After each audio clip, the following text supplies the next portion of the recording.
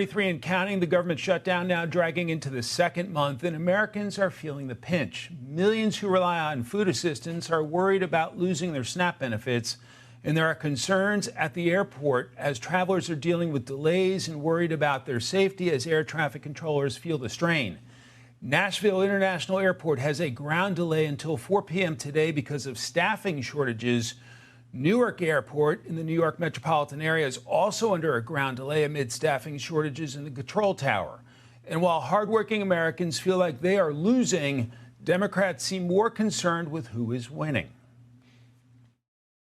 Democrats have voted 14 times now, Shannon, to keep the government closed. You have the major airlines in the country. You have every segment of the population and hardworking Americans who will be going without. You have 42 million recipients of SNAP that are in jeopardy right now. You have women, infants, and children because the nutrition program that President Trump and the White House have heroically funded thus far is running out of money. And of course, the troops. I mean, we've gotten them paid now for 2 cycles, but that money is not inexhaustible and it's running out. And so increasingly, the American people will be feeling the pain. And after we pass that threshold of the first of this month, it gets very real for more and more people.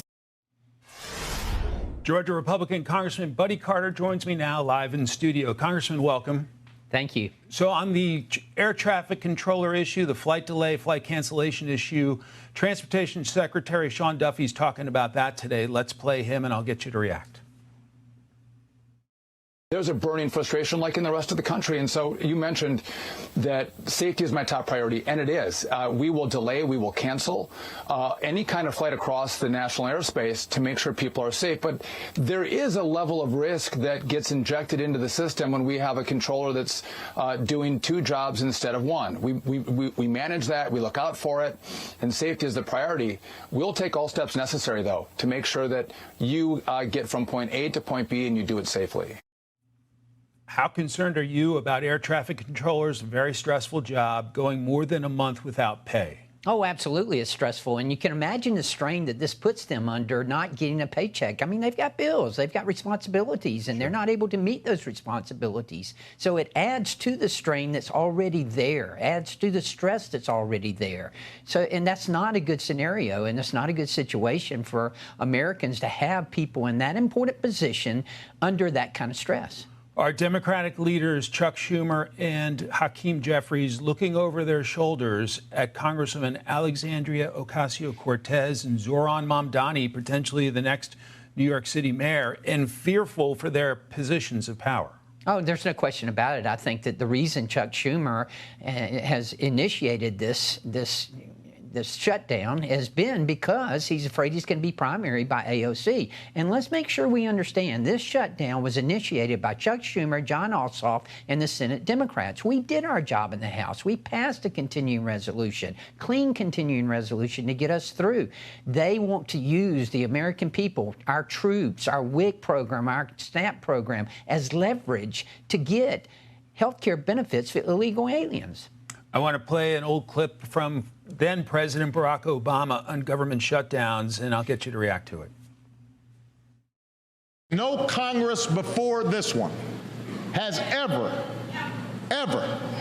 in history been irresponsible enough to threaten default, to threaten an economic shutdown, to suggest America not pay its bills just to try to blackmail a president into giving them some concessions. Republicans do not like the law. They can go through the regular channels and processes to try to change it.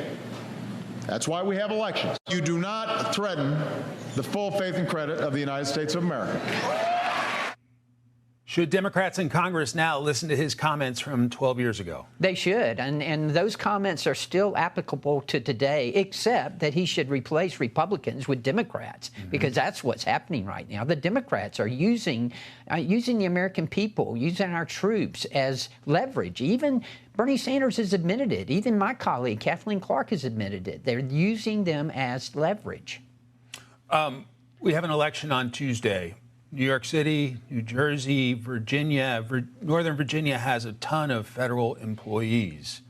Do you think there will be a miraculous change on Wednesday to try to get a deal to reopen the government? I hope so, and I do think so. I think that I think this should bring the Democrats to their senses to know that we teach our children that actions have consequences. Well, the actions of the Democrats are going to have consequences, and hopefully we will see that on Tuesday. Many folks watching us now may be having some sticker shock as they look at their Obamacare premiums during the registration period. Will Congress need to act on that? We will, because this is the Unaffordable Care Act. I mean, Obamacare, the Democrats realized early on that it was unaffordable, and they started subsidizing it. And then when the pandemic started, we got the Biden COVID bonuses that they set to expire at the end of the pandemic. Now they want to extend them. This is not going to work. And the Democrats have ruined health care in America with the Unaffordable Care Act. I know you're hoping for government to reopen soon. Do you think it will? I do think it will. I think that, especially after Tuesday, and when we see a Republican victory throughout the country, then I think that the Democrats will come to their senses. Congressman Buddy Carter, the great state of Georgia. Great to see you in